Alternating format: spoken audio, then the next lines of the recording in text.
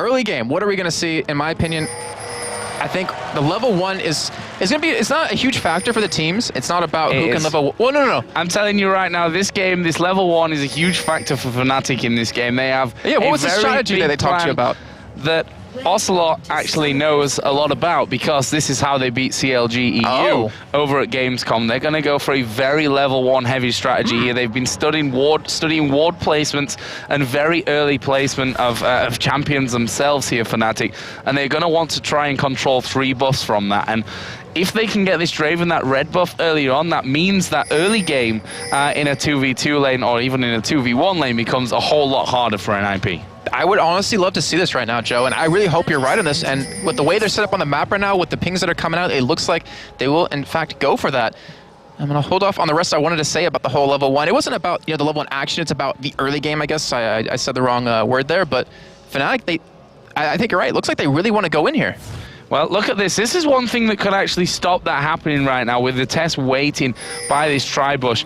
And the key is, I think, from Fnatic's side here, that even if they invade, they want to make sure that they get their buffs as well from this one. They don't want to just invade, take the buff, and then lose their red buff at the same time. So we are going to see them start to edge their way in. The test has now left that tri-bush, which opens that side of the map. And that's the studying you were talking about right there, studying the person's position to get around that, and also the ward coverage, and they're not going to be spotted going in here. However, Svenskeren started his race. He's going to go for red here. Are they going to go for a fight, or are they going to go for a quick take?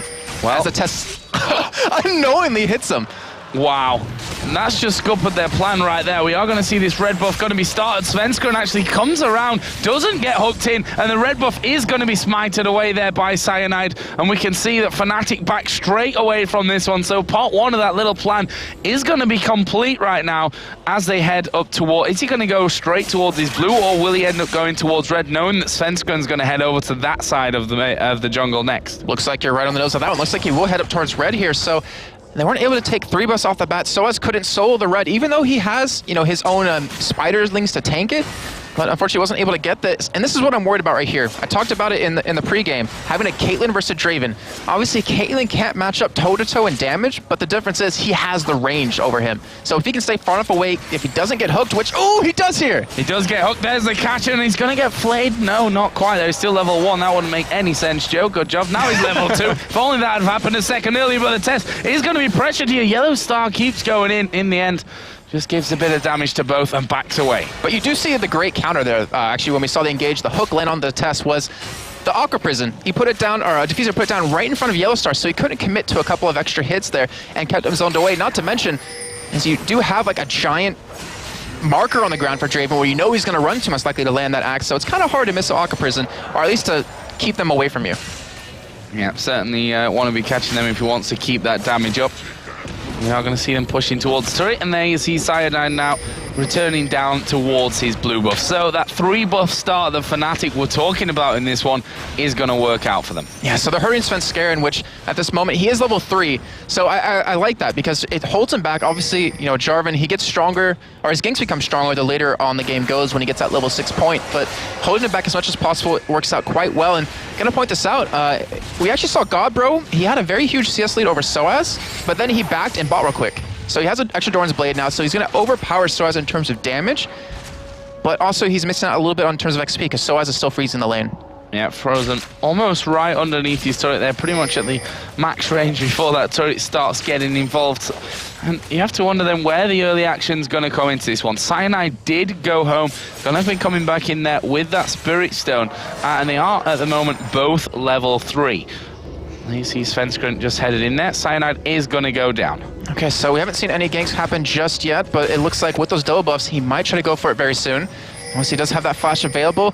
But Bjergsen, we haven't touched on this just yet, going up against Xpeke, so it's a malfight. Like, he's a rock. He's pretty much immovable, as Cyanide actually going to be coming around for a gank here. He might be able to make something happen. Oh, stun goes down there onto Bjergsen as well. Is he going to be forced to flash away from this one? He still does have that one up here. They've definitely not got enough damage to get the kill from him, but that should force him away, or at least to be a little bit safer inside of that middle lane. Right now, we see Jarvan headed in towards the bottom as well, and Fnatic may find themselves falling foul of this one. I just totally remembered is we never actually, back in the spring split, we saw quite a bit of the whole Thresh Lantern with the Volibear gank, because it's really hard to see that coming and it can kind of catch you off guard.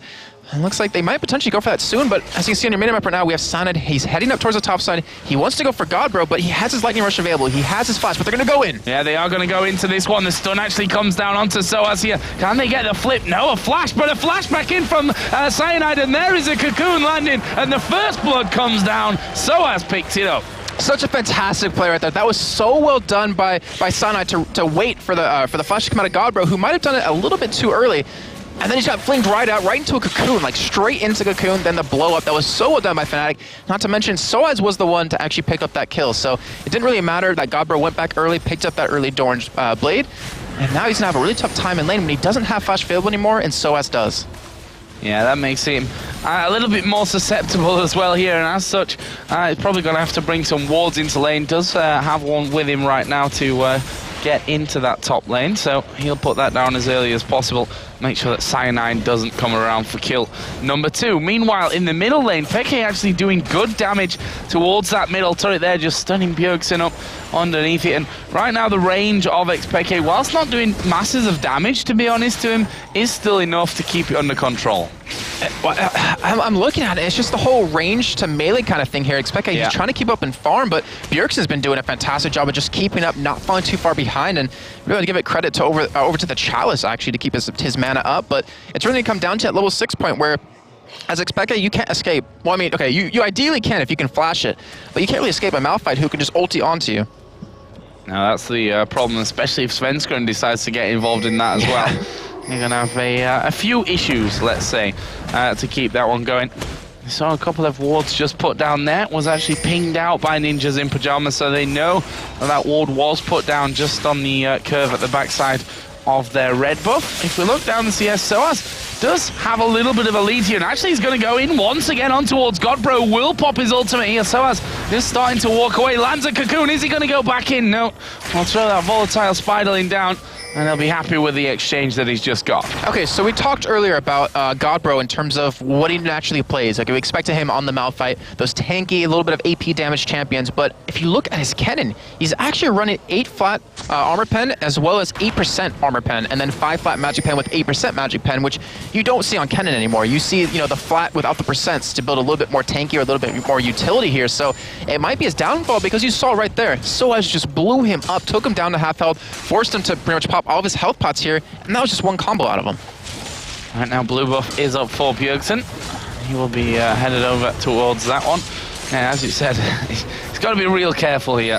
Has Godbro not actually put that ward? Yes, he has. I'm telling a lie. Put it in the tri-bush there. So he's waiting for Cyanide to come through lane. Funnily enough, that's where Cyanide didn't come from the last time he came around. There is a ward at the bottom side of the ramp there, though. So they should be able to figure that one out. Right now, red buff has respawned. Cashew back. This is what was stolen early on. Fnatic got the timing down, and they want to steal it again. But NIP, they have a ward in this bush. They know it's happening. They're going to try to stop it here. But as you saw right there, Svenskeren, he's standing inside of a ward. Diffuser's on the side trying to help out. And it looks like Svenskeren stole it. He did steal it, but is he going to be able to escape this one? He has to flash there. Cyanide pulled to safety, and they lose out on the red buff, but they've burnt the flash of Svenskeren, which means he can't get involved in any of these lanes too easily. Of course, he is Jarvan. He still can cover some good ground, and right now Fnatic are going to be looking to take Dragon 1 of the game, starting it here at 8:55. But we're seeing something really interesting to kind of develop is that Fnatic, they're typically not a team that likes to take Dragon early on. Like, their first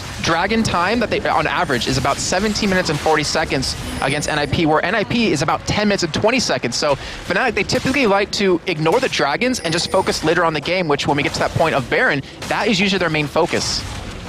Right now, the blue buff is going to be done over on the NIP, on the Fnatic side of things. And actually left after that. That was slightly strange, as Bjergsen is up here inside of the jungle. Are they going to go for Svenskeren? He's right on the top side, to be honest. Yeah, he's completely in no man's land right now. We are going to see him go in underneath the turret, and in the end does manage to suicide in there. And, of course, not giving any gold away, and that's the whole point of that one. It's a little unfortunate, too, because... He lost his buff. That is true. He had a red buff. He's gonna miss that he just smited and used his flash for. Well, it's a little unfortunate because the whole thing that happened at his own red buff, where Svenskeren took it and got away and prevented Cyanide from taking it, it was working out really well until the point where Fnatic made the great call to, hey, let's do Dragon because we know his flash isn't available. We know he's going to back away. because you see the double buffs are up for Fnatic, but we do see a gank in the top lane. Oh, what a cocoon there, going straight through the minions, and Godbro is dead. Ridiculous. There's nothing more to say. I mean, he aimed through the wave of minions there and landed that cocoon while he was running. Like, that was prediction aim right there from Soaz. And, well, that's why he's only lost one game as Elise in the last games that he's played in since the start of the spring split. Incredible. And what I was going to say was that the whole point of Svenskeren pretty much making Cyanide commit to his own jungle, go for the red buff, means Cyanide would have to clear his own jungle to gank before he would gank top. So it gave Godbro a little bit of extra time right there. But because Svenskeren actually invaded over towards the top side, he kind of was already in position. Cyanide was already there to counter and already there to gank the top lane. And there's a giant level discrepancy already, growing here, 7-5 as Svenskeren just hits level 6. So Svenskeren will obviously have these ganks available, but look at Fnatic. Look what they're doing, Joe, because I mentioned this earlier. If you shut down Godbro and Kennen, if you keep Kennen behind, you're not really going to have to worry about these team fights because now NIP, they're lacking on damage. Yeah, you see the one spider lane has got a bit of magic resist now in there, but not really much to write home about. And we see now Xpeke has that blue buff as well. So we'll see what he goes back home with to buy up to almost 100 CS, 99 to be precise. Only that Chalice in there from the start, and in the end, since the way he's pushing, I think he's decided, you know what, I'm going to stick around in that mid lane for just a little while longer. Yeah, I'm trying to think, what is he actually going to pick up? Because he has 2,000 gold. I think he's sitting on 2,200 right now. As you do see him going on Bjergsen, but that's the magic resist right there. Like, Bjergsen's not even worried about that. He got through a full combo. He's actually teleporting in. Yeah, he's going to teleport here into this bottom lane, in the ward is in the brush. They've actually spotted that one coming here, though. Nami Wave is going to come across, and Rated gets away from that one. Yellow Star can take the lantern, and well, that is the teleport completely used there, and they may even give up a middle turret here if Fnatic is strong about this. They are going to take it. I'm not sure if Svenskeren can actually hold this. They can go for the turret and then fling him and stun him right away, but you're right, they're giving up this turret here, and that was just an unfortunate major misplay, or honestly, if you look at the other way, that was a phenomenal play out of N-Rated to see that teleport coming in when his eyes weren't even there, technically, or at least in the meantime from what I saw. But he saw it coming in, popped his box down, and stopped any chance of a chase. So you really have to give Fnatic credit that. Yeah, really great read, I should say. And lead right now. Well, and lead as well, yeah, there's no doubt about that one. 3,000 gold they have here with that first turret coming in as well. And as you say, Godbro, slowly but surely, died a couple of times here, both of them to Soaz. He's now 30 CS behind here as well, as another cocoon is actually going to land onto him. Soaz decides not to follow up there, right underneath the turret, but now he actually will here. Godbro's going to put the ulti down. There's the repel coming in, gets the stun, but can he get away? A flash comes around. There is Bjergsen off to the side, puts the unstoppable force down. Soaz will be shut down after that one, though. Wow, that was quite a turn of events as Godbro flashed over that wall. Fortunately, Soaz got one more Q off on him and was able to pick him up, but the Ignite was ticking, and I think Godbro would have picked up that kill if Bjergsen didn't hit him one or more times, and that might have actually would have been what Godbro needed. Like, he maybe needed that kill to get a little bit more damage, because as you can see on the scoreboard, he has no AP items right now. He's sitting at 35 currently. Yeah, we've seen Xpeke actually finish up the Athene's Unholy Grail, and he may just head south here. He's got some interesting positioning going on. You see him there, just charging himself up to going on towards Svenskeren, and this could be dangerous for Svenskeren. And, well, ult is pretty much missing him there, and Xpeke is like, I've got a great position, I'm going to surprise him. Svenskeren dodges it without even realizing at first. That's the best feeling, where you're like, yeah, I knew he was there. I totally meant to do that. But yeah, Fnatic, they currently do have that middle tower down, how we always talk about, Joe, where that middle turret, it gives up so much control of your own jungle, which teams, like the pro teams, will always strangle the other team in terms of gold by taking those camps away. And funny enough, when Fnatic got it around 1240, that's pretty much the exact same time that they average it out against NIP. So that's really standard. But the Dragon, that still confuses me, because they're not a team that typically does that against NIP. But I'm curious to see if they're going to pick up the next one that will be coming up fairly shortly in about 40 seconds.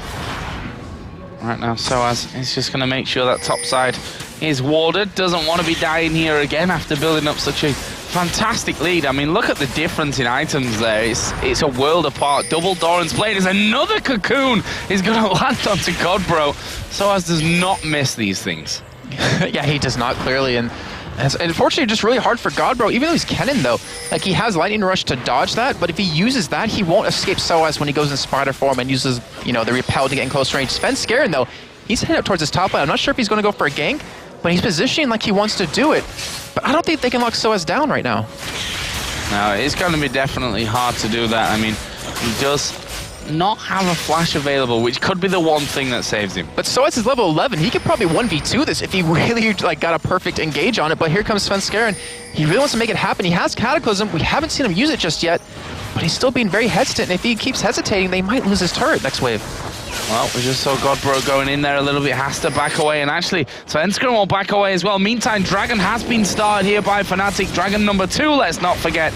And it doesn't look like they're going to do anything about it, quite simply because there are no wards there. There's no vision whatsoever for NIP. And this is what exactly RNA was talking about over the analysis desk during CIS. He was saying, you know, iOS, they go for objectives, they go for, you know, turrets, they go for dragons, for barons to try to push it out. So we do see Soaz actually going head-to-head against Godbro. Yeah, actually going to get stunned up here, of course, and decides, well, it may be forced not to really push in from that one. We'll see Malphite coming up towards top, and surprisingly enough, there's another Cocoon landing from Soaz, who will watch Bjergsen just walk by. And now with Cyanide and Xpeke coming up, Xpeke's on the bottom side. He may actually catch out Kennen. If we're not careful, I know Kennen got away. They didn't check the bush in the end. Turret goes down. I'm getting a bit excited over nothing. Well, Malphite is currently running down the river here. Svenskeren going to come in onto him. They are going to go for Bjergsen. But are they going to have the damage, to be honest, to catch him out? But no, but they may have the damage for Svenskeren. He will slide over the wall. And that was a very long chase with not a lot to say for itself at the end. Cyanide actually flashed for that too, but it looks like his Q might have like ran off cooldown or time before he could actually get the flip off. But in the meantime, Fnatic, they're going to take yet another turret, and this is 3 turrets now for them. And as I was saying before about Aranea, he talked about, you know, objective. That's the game to play. It isn't about getting kills, which currently Fnatic's leading in anyways, but with 2 dragons, with 3 turrets down, Fnatic has a very healthy gold lead at this point. Right now, NIP coming in towards this mid lane. Well, that's Xerath. Incredible wave clearing abilities. Bjergsen actually getting trapped underneath the tower here as well, but there you see that magic resist again. Not even losing half of his health from turret hits and the most damage that Xpeke could have really put out in that time. And I'm getting really worried for NIP because it seems like at this point, because the way Xpeke is building, he's not going to have tons of damage at this, you know, he's not going to really do too much. He might be able to burst down maybe the test if he can get him within range, but with the way it's currently going, look at the CS differences we have. I mean, just look at the mid laner compared to top, where Godbro, 90 CS to the 170 on Xpeke, and that is not a good sign. If Godbro can't get, you know, his Zhonya's built relatively soon, which I'm not even sure if he can go for that item right away, then he's going to get blown up in these fights, and he's going to have such a tough time. But still, I mean, luckily for NIP that Xpeke is going for a different kind of build where he's not going to have, where he's not going to be really bursty early on, so they know they have a little bit more of a window to get back in this game. Yep, that's exactly what they're going to be trying to do from this one. Yellow Star, as per usual, doing a good job of farming himself up and has maintained this lead over the test for pretty much the entire game right now.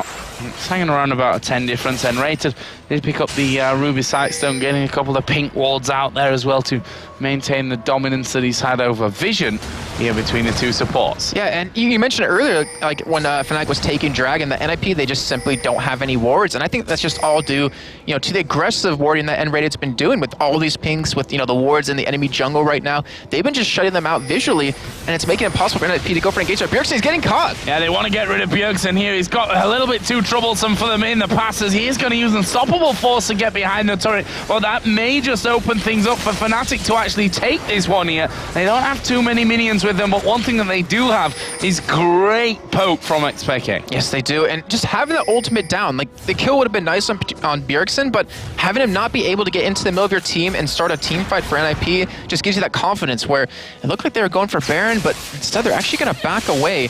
They're not sitting on too much gold, but Xpeke was sitting on 2k, picks up an EC Large Rod, and Baron, oh actually in the meantime, Fnatic, they're over towards the blue buff here. They're trying to keep it away from Bjergsen. It looks like they will be able to take it. Yeah, and you see there the Lantern actually thrown out for Soaz to take if he wants to. In the end, they're happy with a blue buff steal. That's all the more to add into and head themselves back home for another shopping trip. And this is the really like kind of scary point for NIP. This is where you see the tilting points start to go in one team's favor, where, you know, NIP, they can't engage on a 5v5 anymore. Like, they didn't want to contest their blue. They knew Bjergsen's ultimate was down. They're going to have a really hard time winning 5v5. So how do you win the game then? You have to clear your own jungle in terms of wards, but, you know, Deficio, he doesn't have an Oracle just yet. He can't really build it up as you keep seeing him put pink wards down. Where N-Rated, he's just been sitting there. I mean, he's not obviously on a GP10, but he has the ability to keep putting stuff down. So N-Rated, they need to get control of something. They have to make something happen soon, or they're just going to keep falling farther behind. I can admit now that I've seen Soaz miss a cocoon. Yeah, I was going to ask earlier. Well, he didn't technically miss, he hit the minion, but I'm not sure that's exactly what he was aiming for with that one. And he's just been a constant threat to God, bro. He's just been a pain in his backside this entire time now.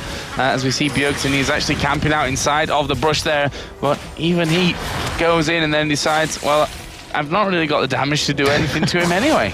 Yeah, I mean, and look what Soaz built. He went for the penetration build where if you look on NIP's list in terms of items, they're against double AP, but they don't have a bulwark done.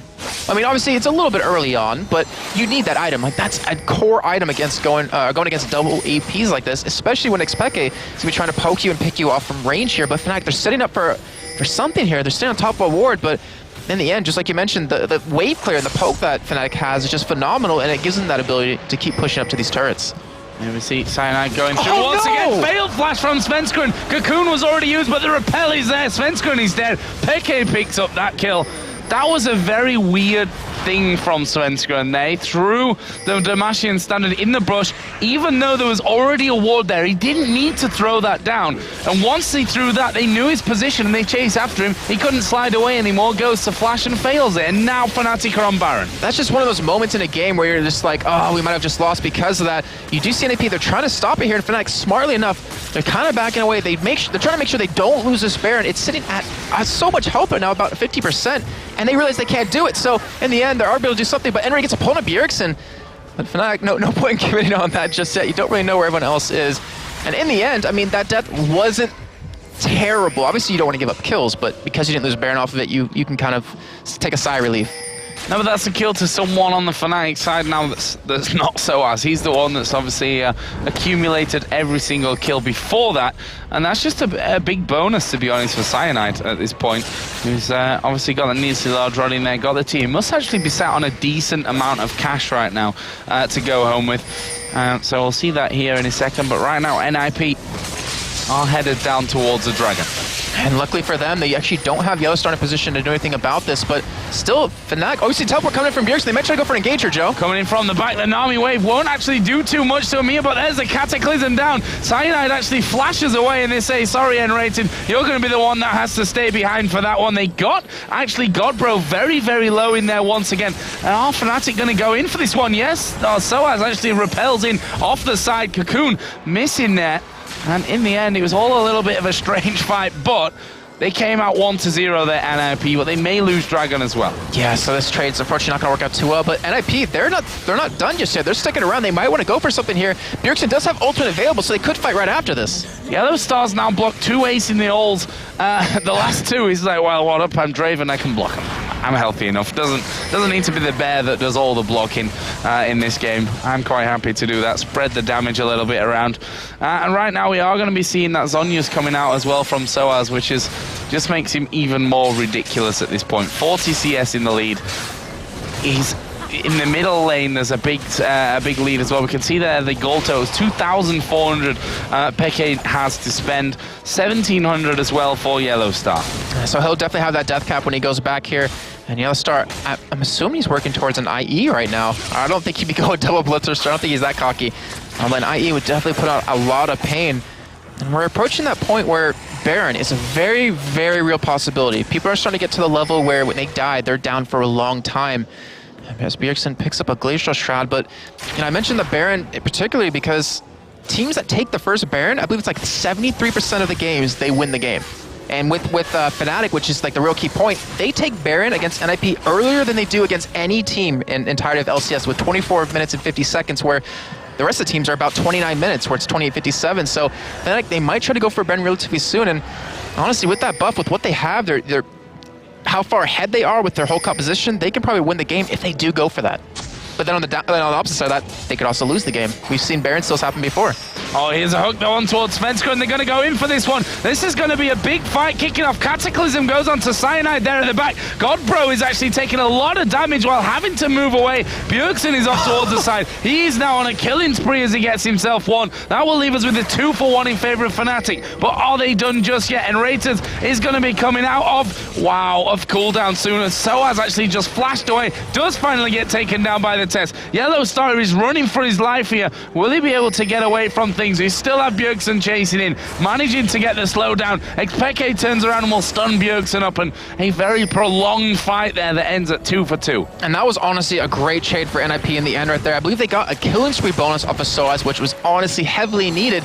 And then I think Fnatic saw something there during that fight. It's like, Bjergsen, he's not dying. He's not taking much damage here. And they finally got him down to 75% as he's taking a lot of damage. He gets blown up. Just as you were saying. I know, right? Bjergsen doesn't take much damage. They need to fix. Oh yeah, there would be a Xerath coming in from the side who now has a death cap and a double buff now as well, just to top that one off. And that was great awareness from Xpeke to actually come in when he did. I say awareness, there was of course a ward there, which makes it a lot easier to be aware. Yeah, he was actually attacking from outside blue the entirety of the fight earlier on.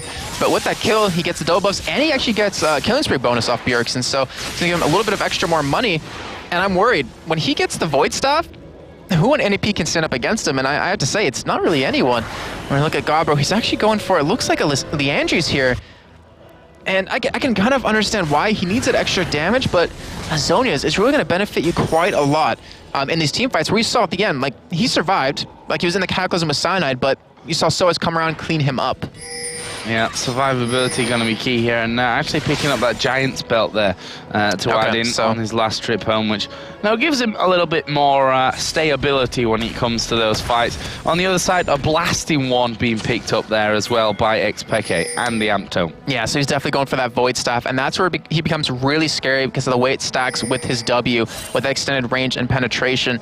So it's going to be very hard for NIP to do anything against that, because Bjergsen's, honestly, he's like the only one that has a clear path into the backline against him.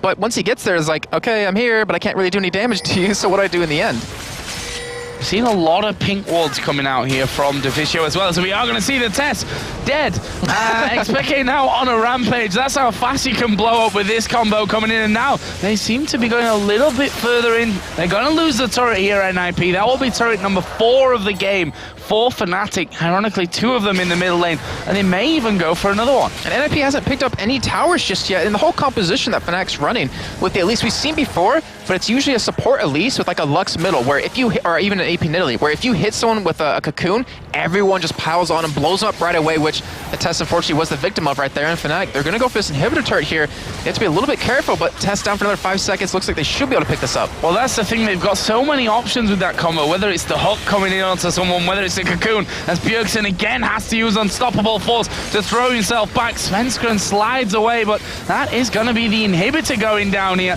and still Xpeke doing lots of damage from that backside. Finally now Fnatic finish that one up and are going to back off, but as I was saying, the options for doing that, for catching one person then nuking them down, speaking of the devil, as the test gets destroyed there, it's Yellowstar that actually gets the last hit. You've got the hook, you've got the cocoon, you've got Xpeke who can stun up from range. There's so many options to go in for them to catch that one single man to get the ball rolling. And this is why I kind of mentioned earlier, as actually I'm going to hold my thought on that one. It looks like Fnatic was trying to bait here potentially, but they were standing on a ward. And this is what I was trying to say earlier about Nami, where, you know, she's about heavy disengages, but you don't disengage against a team that blows you up instantly. Oh. Look at this, Fnatic setting up a trap inside the back. There's the cocoon, the hook lands. Svenskeren's dead. And they're not finished just yet by the looks of things. The Nami tidal wave comes out to try and stop this. A good bubble catches 2 of them, and the rest of NIP run away. And this is what Fnatic have just done so well there. I mean, Svenskeren thought he was avoiding maybe what the wards he'd put down, because Fnatic have been on this side of the jungle for so long. They put one right on the backside there. That was a brilliant call from Fnatic. That's going to give them a Baron. Yeah, definitely. And honestly, they kind of deserve it. The way they've been playing this entire game, you know, it's 4 to 10, it's 45,000 to 35,000 gold, and they haven't let one single turret slip on their part.